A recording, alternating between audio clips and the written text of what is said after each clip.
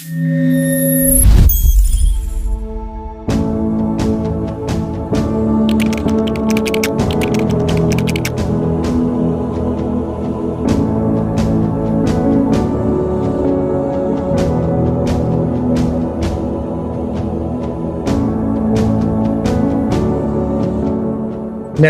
ini juga sama nih kan. Kenapa ada jenis lantai, kondisinya seperti apa? Perlu renov kah? Atau masih tetap bagus kah? Atau seperti apa? Ya. Lalu furniture, AC, elektrik, listrik, air, telepon. Nah, itu juga perlu. Layout. Banyak juga kondisi yang bangunannya mewah, tapi layoutnya nggak karuan-karuan. Ya. Layoutnya tidak layak untuk ditinggali. Ada yang bentuknya kayak labirin lah, ada yang proporsional antara kamar utama dengan kamar anaknya berbeda jauh. Ada yang saya pernah ceritanya Mas Anin di Setrasari, kamar utamanya segede lapangan futsal, tapi kamar anaknya cuma ukuran 3x3. Nah, ini juga jadi kendala kan. Nah, terus ada komposisi yang rumahnya 1000 meter, kamarnya cuma 3. Ya kan? Padahal kalau 1000 meter minimal kamar 4 kan? Ya kan? Atau ada yang kamarnya malah cuma 2 gitu loh. Jadi itu juga beberapa hal yang perlu diperhatikan. Ventilasi lah, pencahayaan, itu bisa menjadi plus ataupun minus gitu kan. Sama adalah umur bangunan. Biasanya suka nanya nih, ini dibangun tahun berapa, IMB tahun berapa, tapi ada juga renovasi di tahun sekian tahun nih, 10 tahun kemudian. Nah, itu terkait dengan apa? Terkait dengan yang namanya ada nilai susut.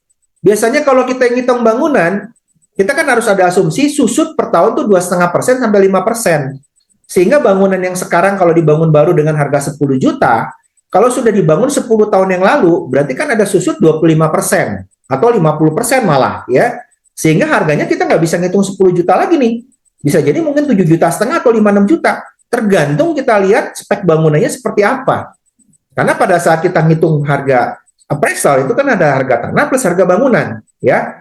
Lalu pemegang keputusan juga ini penting, karena pada saat kita presentasi listing itu kita tahu kita berhubungan dengan decision maker, bukan jangan-jangan ini rumah adiknya, tapi yang dititipin untuk menghubungi kita adalah kakaknya. Ya, rumah orang tuanya yang hubungin kita anaknya. Nah, walaupun anak dengan orang tua, jangan salah, ada pernah kejadian kita bikin perjanjian dengan anaknya, komitmen fee, ternyata si orang tuanya ngomong, saya tidak pernah ada perjanjian dengan agent atau broker. Ya, sehingga saya tidak pernah nitip ke agent atau broker. Secara hukum kita memang udah salah kok, sertifikat nama orang tuanya. Kok bikin komitmen perjanjian dengan anaknya? Ini yang ketemu loh. Apalagi buat teman-teman yang nggak pernah ketemu sama pemiliknya. Cuman orang itu nge-share by WA, data, foto. Udah gitu Anda cuma ngegampangin selewat pemiliknya, profesinya apa, kerjanya di mana, orangnya ada di Bandung kah, atau di Surabaya kah, atau di Jakarta kan, Anda nggak tahu. Ya ini saya cuma dapat dari WA nih. Saya cuma dapat konfirmasi, dikirim datanya by WA. Saya nggak tahu nih orangnya ada di mana. Nah pemiliknya dia bukan juga, itu nggak tahu loh. Ya, jangan-jangan tuh sertifikatnya udah dijamanin ke rentenir. Ya, sehingga si fisik sertifikatnya nggak bisa keluar, harus bayarin utang dulu ke rentenir. Kan bukan selalu di bank. Orang pinjam uang tuh kan bisa lewat rentenir kan. Nah, jadi harus dicek itu benar-benar.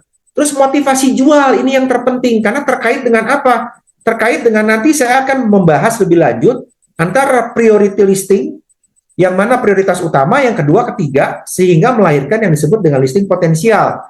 Karena motivasi penjual itu perlu kita tahu, kita perlu ajak ngobrol pada saat ketemu. Untuk apa nih? Apakah untuk biaya orang sakit? Untuk bayar utang piutang? Lalu untuk apa lagi? Untuk anak sekolah? Kerjanya untuk apa? Untuk pindah rumah, karena memang merasa rumahnya kegedean. Atau misalnya untuk apa? Untuk cerai, untuk pisah, bagi harta gono gini. Itu kan macam-macam motivasi orang jual. Ya. Lalu motivasi berapa lama dipasarkan? Kita juga perlu tahu sudah berapa lama di market nih dengan harga yang demikian rupa, supaya kita tahu nih ada feeling nih apa harga ini kemahalan apa tidak, ya kan? Lalu agen lain memasarkan berapa banyak?